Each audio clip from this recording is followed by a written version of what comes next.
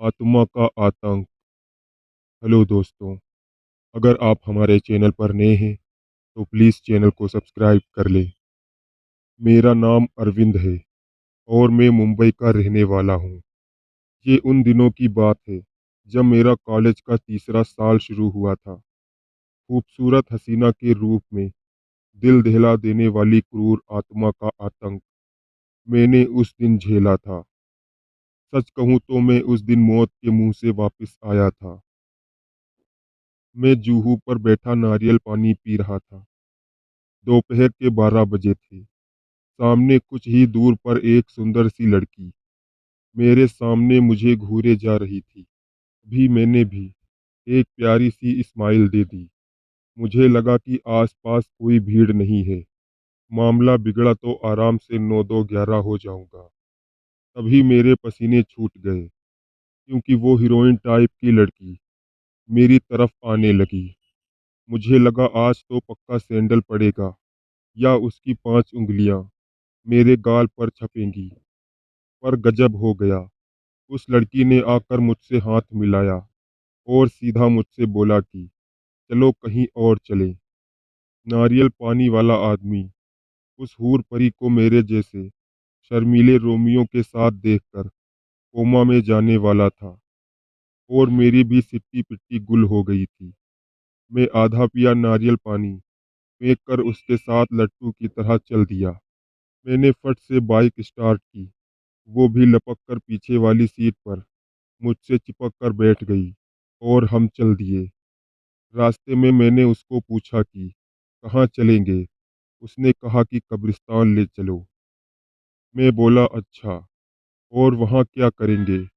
उसने कहा तेरा खून पीना है मुझे। उसकी बहकी बहकी बातें सुनकर मेरी थोड़ी थोड़ी फटने जरूर लगी थी। फिर भी मैंने पूछा तुम्हारा नाम क्या है। वो बोली आफत। मेरा लगातार सवाल पूछना उसे पसंद नहीं आ रहा था।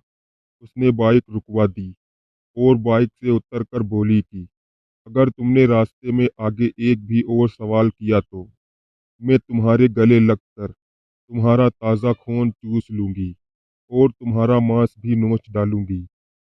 एक खूबसूरत लड़की के ऐसे बर्ताव में मैं सदमे में पहुंच चुका था।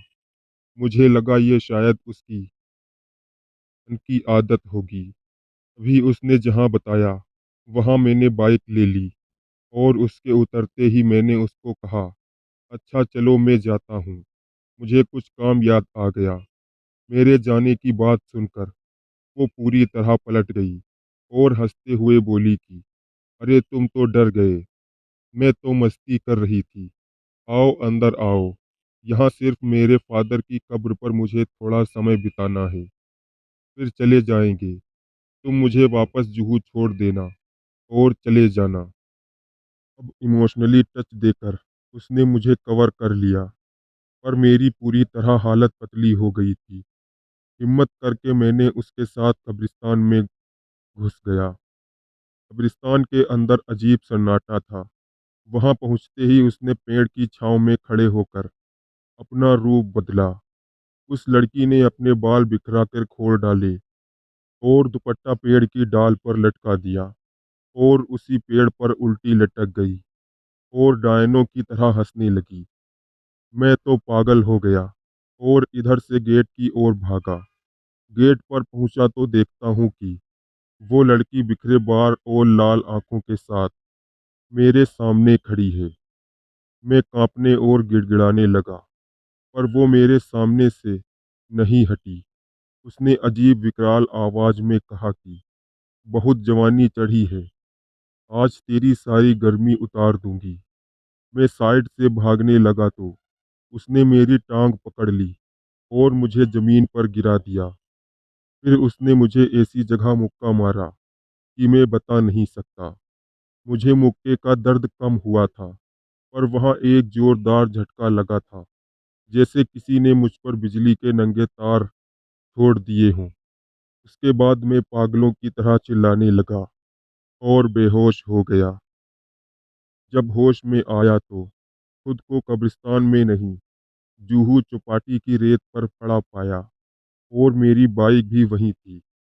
मेरे कुछ दोस्त बताते हैं कि वहाँ एक लड़की की आत्मा भटकती है। वो लड़की बेहद खूबसूरत होने के कारण बहुत सारे लड़कों के पीछे पड़कर उसे तंग किया करती है। उस लड़की को कुछ बदमाशों ने रुसवा करके मार दिया था और वहीं उसकी लाश फेंक दी थी। तब से उसकी आत्मा यहाँ आने जाने वाले मनचले लड़कों को बाइक से रुकवा कर उनको ताड़ती रहती है। जब मुझे इस बात का पता चला तो उस दिन शाम को अकेले मैं कभी जुहू चौपाटी नहीं गया, और दिन भी जुहू चौपाटी गुजारते वक्त मुझे वो घटना याद आती रहती है। अगर आपको ये कहानी अच्छी लगी हो तो चैनल को सब्सक्राइब करें। मिलते हैं अगली कहानी के साथ, तब तक के लिए धन्यवाद।